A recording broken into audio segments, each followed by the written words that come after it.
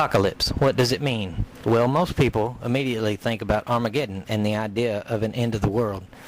And while that is the most widely accepted definition, it's not the only one. It also actually translates into essentially the unveiling of hidden knowledge, lifting of the veil, or revelation.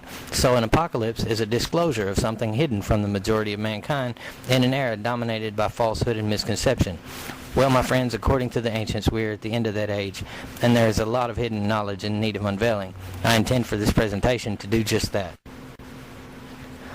However, before we proceed, I must ask that you put away any previous perceptions of the world in which you live before you watch this video. Suspend any current belief system or any preconceived notions that you may have about the way things are. Forget what you thought you knew and what you believe is possible or impossible. I encourage you to look at things from a different perspective and keep an open mind to new possibilities. I only want you to listen to the little known but easily verifiable facts that I present to you and use some common sense to make up your own mind and draw your own conclusions about what the truth really is. Some of the information in this video is hard to believe, but I assure you that it's all real. And even though you may want to reject some information immediately because you've been taught different or have been conditioned to think a certain way, I ask that you reserve judgment on anything until you watch the entire presentation, hear all the evidence, and then you can draw a conclusion based on all the facts and what you will know then. I strongly encourage you to look up all the information presented because I understand that a lot of this information will sound unbelievable to you right now based upon the knowledge base you currently possess, because it did to me initially as well. The purpose of this presentation is to expose an ancient and ongoing grand conspiracy and to uncover for you the secrets, lies, suppressed information, and illicit facts that most of the people in positions of authority would much rather keep you ignorant of. It's about challenging the comfortable world of official versions and established thinking by giving you access to the knowledge that will make the most powerful people in the world, whether they're in government, business, academia, military, the judiciary, media, or the established church, uncomfortable at the very least, and more than likely will really piss them off. I'm going to do my best to simplify and condense the most important of this massive amount of information into a relatively short and easy to understand format, while at the same time attempting to be thorough and extensive enough to give you a glimpse at the big picture. Every individual topic of the story has been covered by many reliable sources in great detail, but no one has covered the overall basic story in one place. Although I have attempted to simplify the situation into a manageable amount, this work remains barely the tip of the iceberg, but it's all out there for those who care to look. While there is some amazing and wondrous information, I must warn you now, there is also some very dark, disturbing, and sinister information that you really may not want to know too. Once you know something, you cannot unknow it, and you cannot turn back after the fact. So use your discretion, and be sure that you really want to know the real truth before you continue on. If there's any doubt about the sincerity of your desire to learn the truth, you should turn and bow out gracefully now. But for those who really and truly believe that you're 100% ready to learn the absolute truth, you may proceed. History, as we know it, is a blatant lie, and almost everything you have been taught concerning our history is wrong. In fact, human history has been one immense, ongoing, and all-encompassing conspiracy perpetrated by the global elite and hidden from the masses. There is a vast amount of evidence, most of which you've probably never heard of before, that collectively, unquestionably prove that at some point in Earth's very ancient past, there existed a previous race of people who were more advanced technologically and spiritually than we have ever dared to imagine. Then something major happened, and we somehow lost the knowledge, understanding, and abilities to do many things that the ancients could, including much that we are only now beginning to rediscover, and even more that we still cannot replicate today. Most all ancient cultures share stories of a past golden age and a global flood, yet we're told that we have never been this advanced before, and that the civilization of Sumeria is the oldest known civilization at around 6,500 years. As you will soon see, this is simply not the case. Many inexplicable, microscopically tiny, ancient man-made spiral-shaped artifacts have been found in their thousands in Russia's Ural region at depths between 3 and 12 meters. They are composed of various metals, including the rare metals tungsten and molybdenum. They resemble control elements used in our latest nanomachines technologies and range in size from a maximum of 3 centimeters down to an incredible 1/10,000th of an inch. All tests carried out to date give an age for the objects between 20,000 and 319,000 years. In 1961, a strange stone was found in the coastal mountains of California that was found to contain a bizarre artifact that was later confirmed by the Charles Ford Society as a mechanical device, comparing it to a modern spark plug. However, geologists insisted that the rock in which it was encased was over 500,000 years old. The Ica stones of Peru depict a number of unbelievable and unexplainable images consisting of everything from complex medical procedures like heart and brain transplants and blood transfusions to men riding and hunting various kinds of dinosaurs. It also shows ancient man looking at the sky through telescopes at celestial bodies, many different spiritual images, and even maps of the earth as it appeared 13 million years ago. More than 15,000 are known to exist, ranging from the size of a tomato to twice that of a basketball. They are dated by some at 12,000 years old and are a wealth of undeniable yet unexplainable evidence that the ancients had extremely advanced knowledge in many disciplines. The Piri-Reis map goes back more than 5,000 years, and yet it accurately depicts the coastline of Antarctica as it appeared pre-Ice Age, as revealed by seismic echo soundings of the Antarctic ice sheet. Pictured also in great detail are regions scarcely explored today, including a mountain range that remained undiscovered until 1952. The Hydrographic Office not only proved the map genuine, it's been used to correct errors in some present-day maps. Pumapunku is part of a large temple complex or monument group near Tiwanaku, Bolivia. The remains of these ancient structures are so ancient that they defy modern dating techniques, but are believed to be over 17,000 years old. They were composed of huge blocks of granite and diorite, some weighing over 100 tons. The only stone that is hard enough to cut diorite is diamond, and there is evidence that machine tools were used to finally drill, polish, and precisely cut the blocks that once perfectly interlocked like pieces of an elaborate megalithic puzzle that makes Egypt's Great Pyramid look like child's play. Archaeological remains of a lost city have been discovered 36 meters underwater in the Gulf of Cambay off the western coast of India, and carbon dating says that they are 9,500 years old. That makes it older than the Sumerian civilization, which is widely touted as the oldest known civilization, by several thousand years. The Emerald Tablets of Thoth are some of the most revered documents in the Western world, and their antiquity is stupendous, dating back some 36,000 years BC.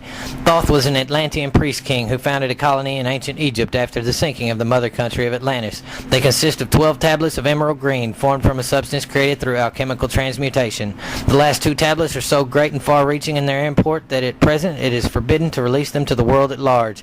They are imperishable, resistant to all elements and substances. In effect, the atomic and cellular structure is fixed, no change ever taking place. In this respect, they violate the material law of ionization. Upon them are engraved characters in the ancient Atlantean language, characters which respond to attuned thought waves, releasing the associated mental vibration in the mind of the reader. The tablets are fastened together with hoops of golden-colored alloy suspended from a rod of the same material. They are undoubtedly the most profound and important documents to have come down to us through history. It has been said more than once that they contain the sum of all knowledge for those able to understand it, and it is from this same esoteric truth that all the ancient mystery schools, Western esoteric secret organizations, almost all world religions, ancient and modern, and even alchemy, the precursor to all modern sciences, were based.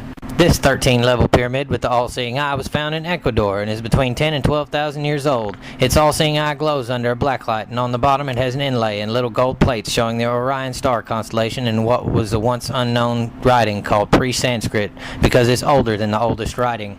The translation of the 4 letters is, "The Son of the Creator comes." They've also found the same writing on stones in many places around the globe, which means this writing once existed worldwide, and that means there must have been a global civilization older than Sanskrit, older than 6,000 years.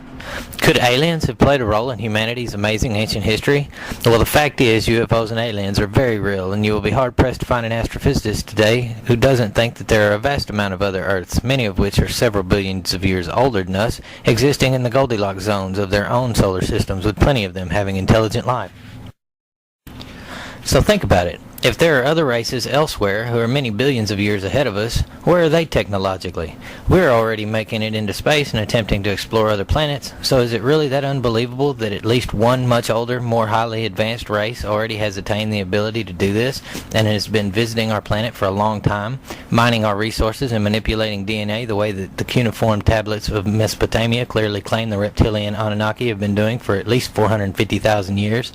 The fact is, most all ancient cultures tell a similar tale of sky gods descending, interacting with humanity in different ways, and bringing knowledge of civilization. In addition to these stories of ancient alien visitations, there are also a lot of unexplained physical evidences to help corroborate them. In 1938, in the Himalayas, archaeologists discovered skeletons of a race of humanoid beings that had spindly little bodies and large overdeveloped heads, and a strange record-like disc that had a continuous spiraling line of characters in a mysterious hieroglyphic script. In 1965, 716 more grooved stone discs were uncovered in the same caves and were dated between 10 and 12,000 years old. When a professor of archaeology at Beijing University broke the code and started to decipher the strange script on the disc, the Peking Academy of Prehistory forbade him to publish his findings.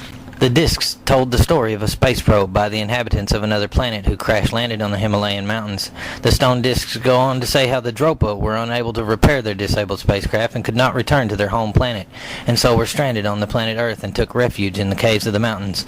On the walls of the caves, archaeologists found crude illustrations of beings wearing helmets, the rising sun, the moon, unidentifiable stars, and the Earth, all joined together by lines of pea-sized dots. The cave drawings have been dated back to around 12,000 years.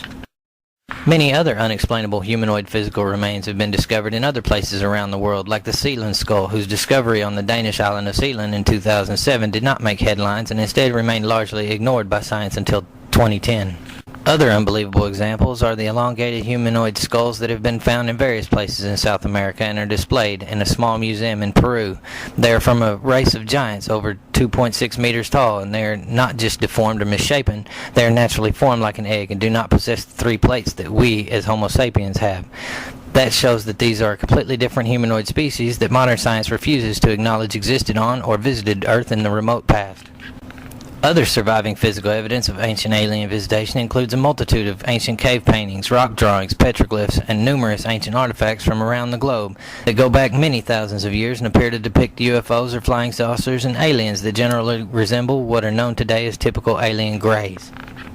UFO imagery was also used heavily in religious and other art during the Renaissance period, hinting that the artists knew something about our true ancient history. A flying saucer can even be found clearly depicted on a French coin from 1680 with the Latin inscription translated to mean, "It is here at an opportune time."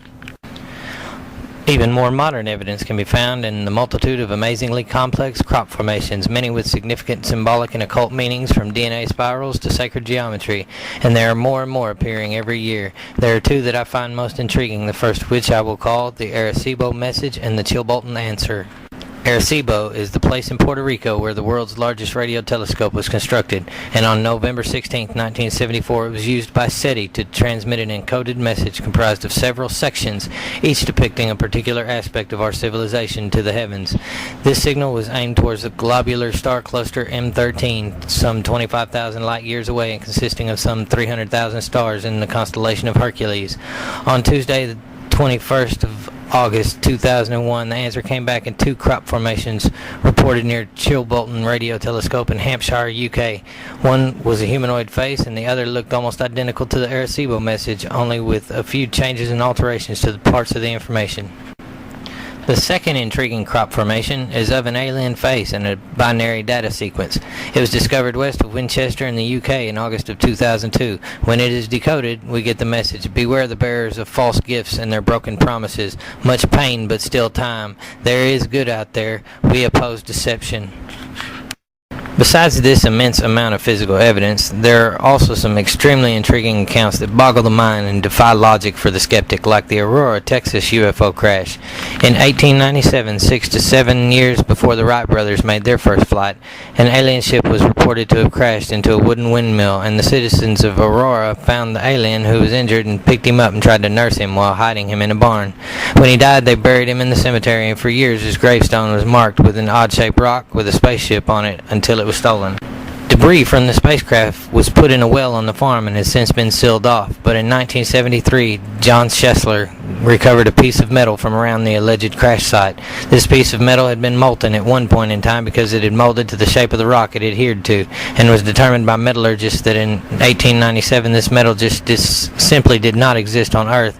It was identified as a kind of pure aluminum that was impossible to make in 1897 and would still be difficult to do today.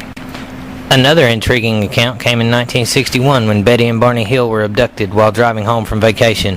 Afterwards, neither could remember exactly what had happened during their encounter, and they could not account for 2 hours of time. On the morning after the incident, they noticed the vehicle had strange blotches that were soon found to be magnetized where the paint had been removed and revealing bare metal.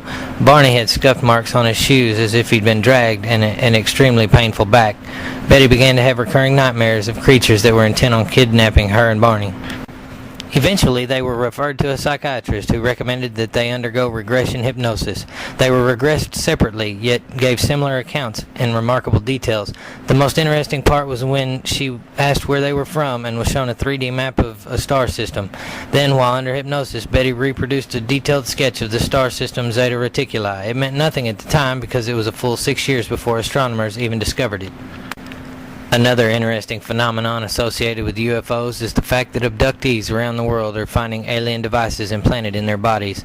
Disturbing and invasive medical procedures have always been reported in cases of abduction. In recent years, dozens of abductees have come forward with something else. They are telling UFO researchers that their abduction memories have been followed up with the discovery of unknown objects embedded in their flesh. Jeff Harvey is one such case. Jeff and his father had a UFO encounter in 1967 when Jeff was 8. In 2001, Jeff got real sick from heavy metal poisoning, which caused him to lose a ton of weight and get extremely ill. And upon examination, there was something strange found buried in his upper thigh that was just a little bigger than a BB. The VA said it was consistent with shrapnel, but he had never been in combat or battle, so he had no reason why it could be there. When he had it surgically removed and analyzed, they actually detected radio frequency, and it was drawn up to the skin when a magnet was applied. A Gauss meter showed a very strong electromagnetic field of 10 milligauss. A radio frequency detector was used, and it was found to be emitting a radio frequency of over 59 gigahertz, which is in the range used by radio astronomers to detect radio frequency coming in from outer space. It also showed to be emitting a signal at almost 36 megahertz, which falls under the VHF band, which is used for satellite radio and terrestrial communication used by the government as well as consumers. The implant was also strange in that Jeff's tissue actually attached to it and embraced the object instead of rejecting it, and once it was removed, the radio frequency stopped being emitted from it. Contrary to popular accounts in the media and many articles on UFO sightings and encounters, the phenomenon is quite frequently reported by prominent, highly trained, and respected sources, including professionals in many different fields.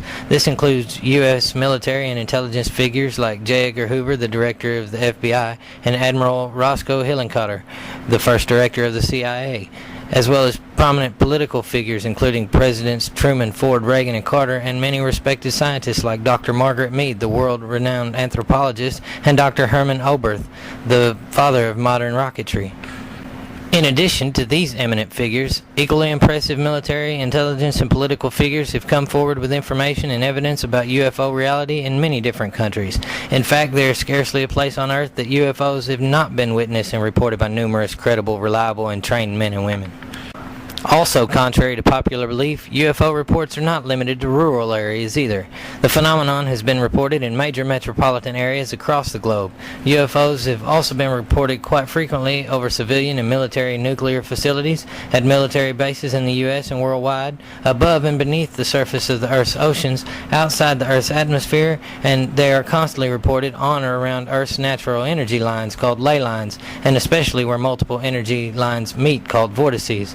So you see, there's a wealth of credible evidence that comes from every corner of the world that should conclusively prove to any free thinker that aliens and UFOs are definitely real. It is neither a secret nor a coincidence that in antiquity every region of Earth had stories of flying serpents and dragons. In fact, according to ancient myths, legends, and the beliefs of most every early culture existing around the globe at that time, these reptilian sky gods came down to Earth and helped to establish, build, develop, and rule what we falsely consider today to be the first civilizations, including those of ancient Sumeria, Egypt, China, India, as well as across the Atlantic in Mexico and Peru. Based on Zechariah Sitchin's translation of ancient Sumerian cuneiform tablets, the reptilian Anunnaki, also known by many other names, including the Nephilim from the Bible's book of Genesis, first arrived on a colonial expedition to Earth about 450,000 years ago, looking for minerals, especially gold, which was mined in Africa. Due to dissatisfaction with their working conditions, one Anunnaki named Enki suggested that primitive workers, or Homo sapiens, be created by genetic engineering as slaves to replace them in the gold mines by crossing extraterrestrial genes with those of Homo erectus, the first of which they called Adama, the basis for the biblical Adam and Eve. The tablets report that the human civilization in Sumer, Mesopotamia, which they called Eden, and was the basis for the biblical Garden of Eden, was set up under the guidance of these gods, and human kingship of reptilian lineage was inaugurated to provide intermediaries between mankind and the Anunnaki, thus creating the divine right of kings doctrine based on bloodline inheritance from the gods. Because of its extreme importance, ancient cultures kept meticulous records of bloodlines. In fact, the Bible is in part a genealogical record tracing these bloodlines back to antiquity. There are many sources that state that no one was allowed to depict the Anunnaki in their true reptilian shape, and the very few depictions that survive to our days, like these statues of reptilian royalty with their child heir found in the ancient Sumerian city of Ur, were probably made in secret. Modern scholars have relegated these beings to the mythological or religious realm of a Sumerian pantheon. They dispute the Sumerians' own descriptions of them as real, flesh and blood people who came to Earth to create and mentor them. And who are we to believe? The Sumerians themselves, who revolutionized the world, left a vast archaeological record of their accomplishments and sought no credit for these accomplishments?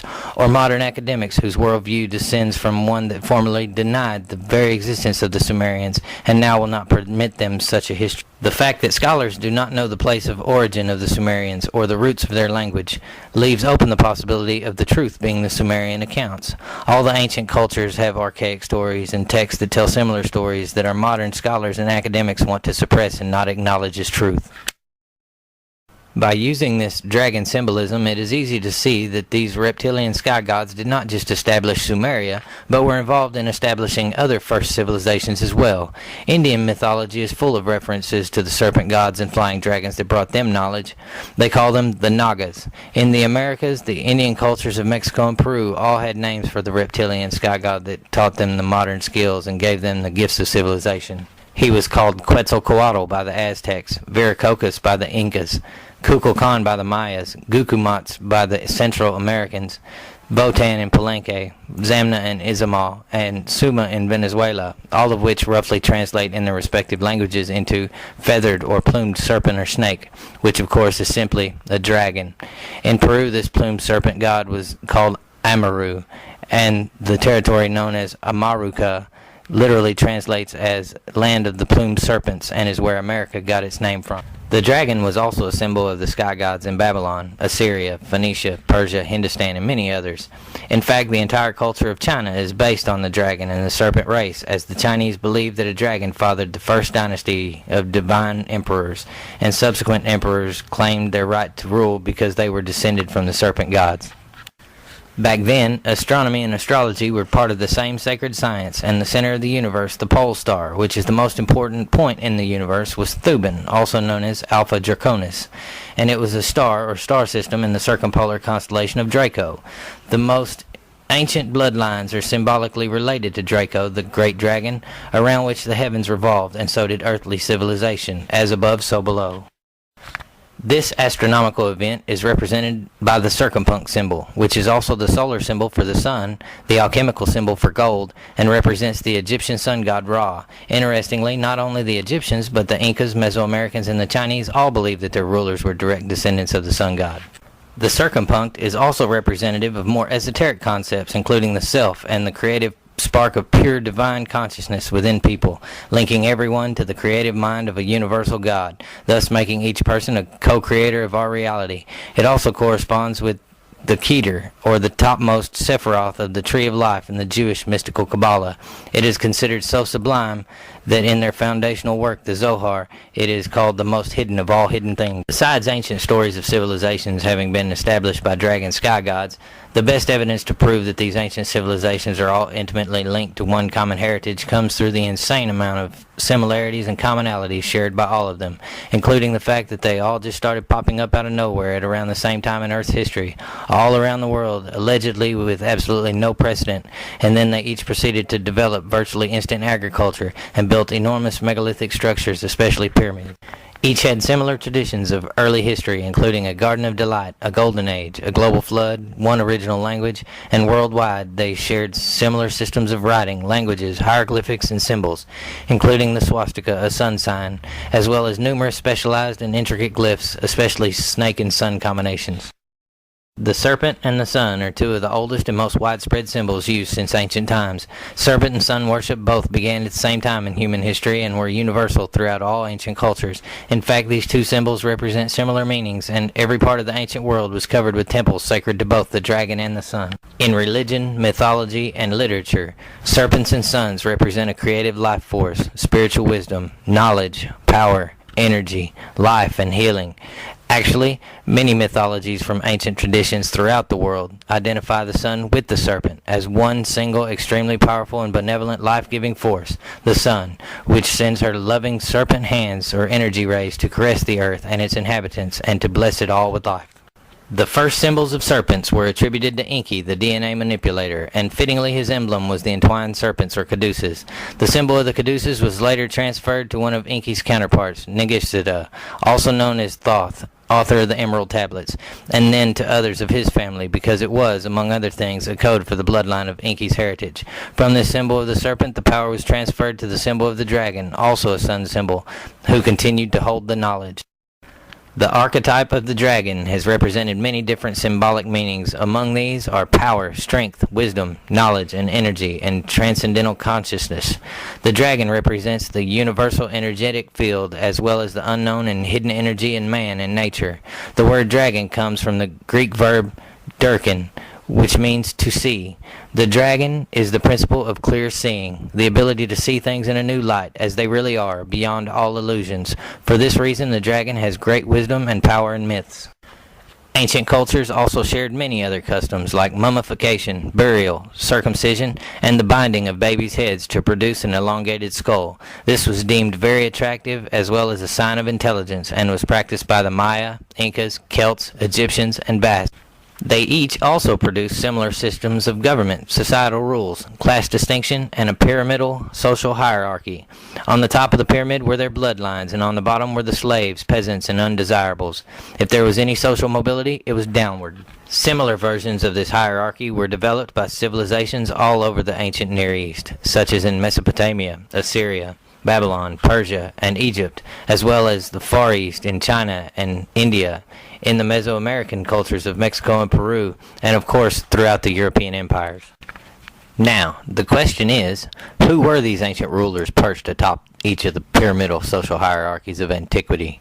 Well, available evidence shows that the ancient dragon bloodline royalty was primarily of Nordic Aryan stock. But who or what were the Nordic Aryans? Their name is derived from the Indo-European root word "air," meaning noble. So the word Aryan, depending on where you look, is translated of noble birth or honorable, respectable, noble. They called themselves the noble ones or the superior ones. Aryans or white people are generally divided into three groups. These are the Mediterraneans, the Alpines, and the Nordics. Nordics, recognizable by their tallness, light hair and eye color, and long skull, are the ones that most people are talking about when they speak of the archetypal Aryans. But there are also several different Nordic subtypes. The Boraby type, which have large square heads, brown or blonde hair, and light, mainly blue eyes. And the Bruns, who are also big-headed, but with frequent red-headedness and prominence of darker shades of brown with minimal blondism.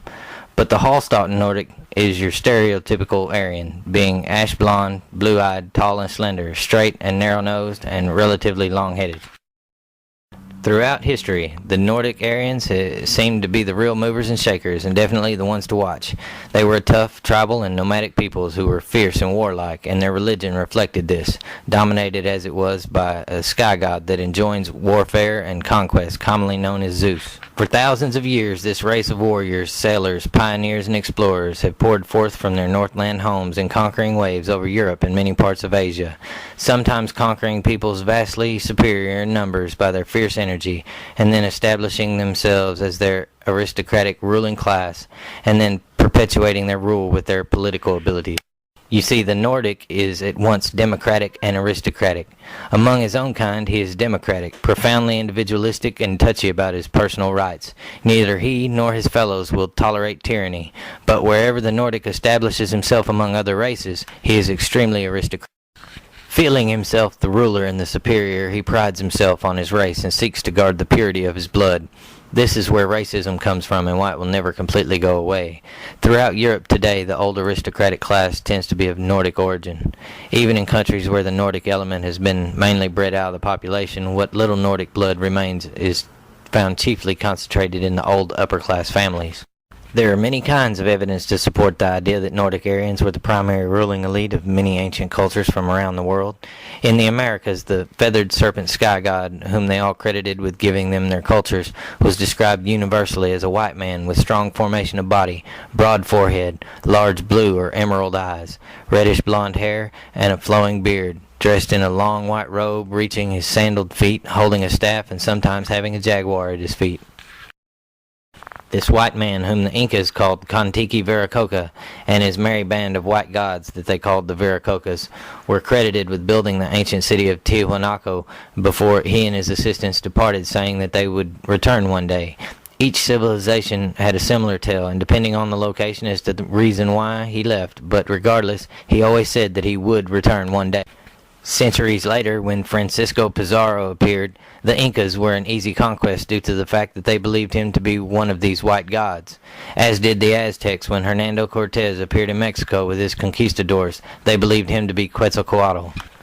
The civilization of the Incas of Peru, like that of the Aztecs of Mexico, developed later than other ancient cultures, but their imperial forms of social organization had obviously been handed down for many generations.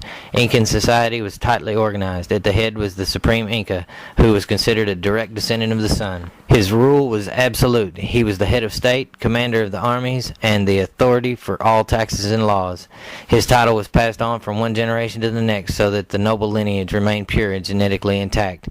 He and his wife, who was also his blood sister, were considered to be in a direct genealogical line that led back to the gods. According to the Incan creation account, the creator Viracocha sent out two of his children, Manco Capac and Mama Abuelo, to gather the natives into communities and teach them the arts of civilized life. These two children, brother and sister, became husband and wife so that they could maintain the purity of the Creator's bloodline.